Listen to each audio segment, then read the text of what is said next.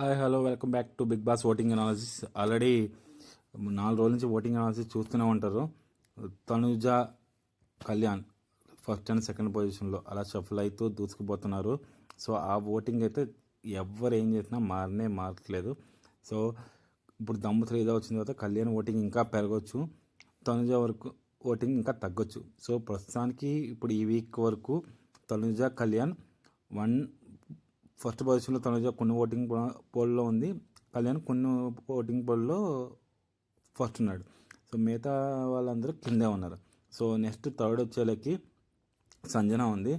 So Sanjana ఎక్కడ eliminate అయిపోతున్నా అని కంటెంట్ కోసం ఎక్కువ కంటెంట్ ఇస్తుంది. సో అది దివ్యకితో పాటు ఆపోజిట్గా నిలబడుతుంది కాబట్టి సో దివ్యకు కూడా ఓటింగ్ పడుతుంది. సో ఫోర్త్ పొజిషన్లో దివ్య ఉంది, థర్డ్ పొజిషన్లో సంజన ఉంది. వీళ్ళిద్దరి మధ్య గొడవ జరుగుతుంది కాబట్టి సో ఆ సంజన నచ్చిన వాళ్ళు సంజన కోటేస్తున్నారు, దివ్య నచ్చిన వాళ్ళు దివ్య కోటేస్తున్నారు.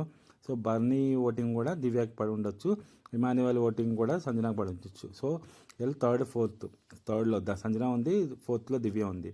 సో ఆ కంటెంట్ ద్వారా వీళ్ళిద్దరూ ముందుకెళ్తున్నారు. ఇంకా 5th, 6th, 7th వచ్చేలేకి సో 5thలోకి వచ్చేలేకి రితు చౌదరి, సాయి శ్రీనివాస్, రమ్య. సో వీళ్ళు అయితే ఉన్నారు. సో వీళ్ళ దాంట్లో సో రీతు చౌదరి అయితే ఎంత కష్టపడినా ఎంత ఏం చేసినా సో అదైతే ముందుకెళ్ళలేకపోతుంది.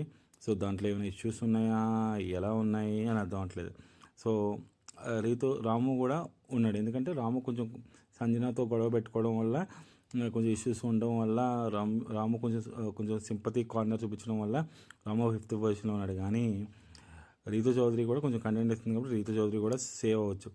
సాయి శ్రీనివాస్, రమ్య ఫైనల్ పొజిషన్లో ఉన్నారు. సో ఇందులో మ్యాక్సిమం రమ్య ఎలిమినేట్ అవ్వడానికి ఛాన్సెస్ ఆర్ మోర్, ఎందుకంటే రమ్య కంటెంట్ ఇవ్వట్లేదు, చాలా లైట్ తీసుకుంటుంది, వాళ్ళ ఫ్యాన్స్ ఓటేస్తారు అనుకుంటుంది. కాబట్టి రమ్య అసలు నిన్నడు కూడా గౌరవకు డబ్బులు ఇచ్చేస్తుంది. సో అసలు ఓట్లు అనేది పడవట్లేదు. సో దానివల్ల లాస్ట్ పొజిషన్లో వీళ్ళు ముగ్గురు ఉన్నారు. ఎవరు రీతు చౌదరి సేవ్ అవ్వచ్చు, సాయి శ్రీనివాస్, రమ్యలో ఒకళ్ళు ఎలిమినేట్ అవుతారు. అందులో రమ్య ఎలిమినేట్ అయితే పక్క.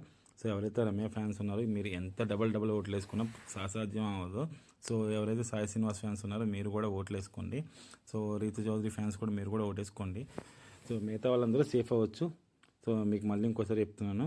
సో ఫస్ట్ వచ్చేలేకి తనుజ, నెక్స్ట్ వచ్చేలేకి కళ్యాణ్, నెక్స్ట్ వచ్చేలేకి సంజన, తర్వాత వచ్చేలేకి దివ్య, తర్వాత వచ్చేలేకి రాము, తర్వాత వచ్చేలేకి రీతు చౌదరి, తర్వాత వచ్చేలేకి సాయి శ్రీనివాస్, తర్వాత వచ్చేలేకి రమ్య. సో ఇప్పటి వరకు నా వీడియో చూసినట్టు మీకు నచ్చినట్లయితే లైక్ చేయండి, షేర్ చేయండి, సబ్స్క్రైబ్ చేయండి.